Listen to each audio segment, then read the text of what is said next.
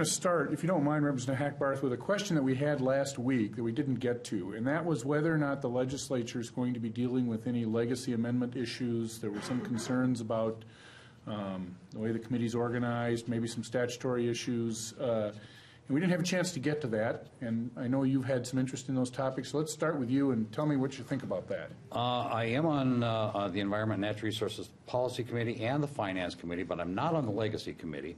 However, we did have a hearing on the Legacy bill just the other day, and Representative Hansen is carrying the bill, and I'm sure it's going to move through the House and through the Senate, and it's not going to be quite as contentious as it was last year.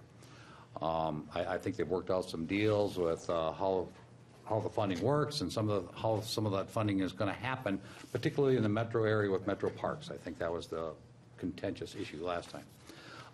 But there are some controversial issues in this bill, and one of the controversial issues was that they're taking some money and giving it to the DNR, and then saying that to the DNR, give this money to the Fond du Lac tribe, and they're going to purchase some land near their reservation and put that into their reservation. So that is a contentious issue that I think that we might hear about maybe on the House floor or in the Senate as well. I had an amendment to take it out of the bill, and I also had an amendment that would say we're going to buy the land with the money, but let's turn it into a WMA. If the purpose of the legacy money is to preserve and protect and enhance, then let's do that if that land is justifiable for keeping and enhancing and protecting.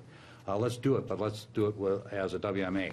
I don't think that it was ever meant by the voters for that money to go to a separate sovereign nation. So we'll get some more debate.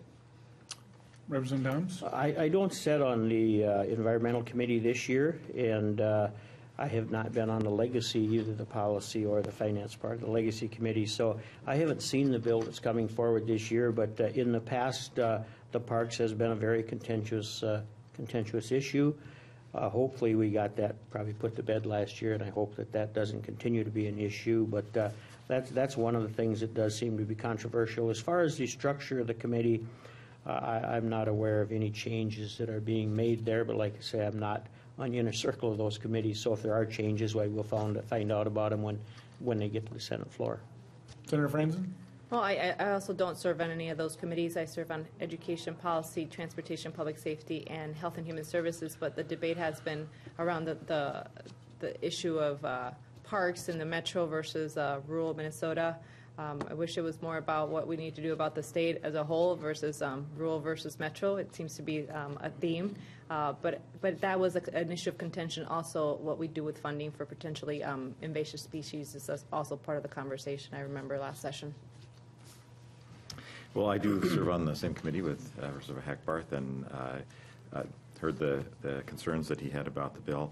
I think one of the things last time had to do with the decision-making process and whether or not the legislature should just adopt what suggestions were, or if they should weigh in on what some of them are. And I think that's where some of the disagreement happened last time. I think the Fond du Lac issue was in the bill last time, but came out in the end. I think there are different ways of looking at this particular issue. I know Representative Hackbarth has an opinion about it.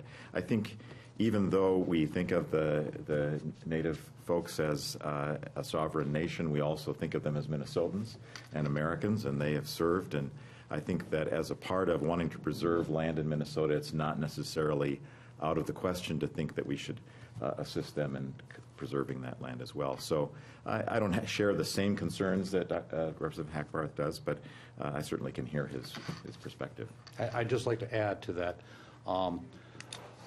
Part of this whole thing with the legacy money is that the land is supposed to be open for hunting and fishing.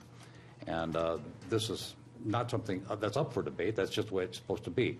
And so there's some concern once this land is turned over to the Fond du Lac tribe that hunting and fishing will be able to continue on that property.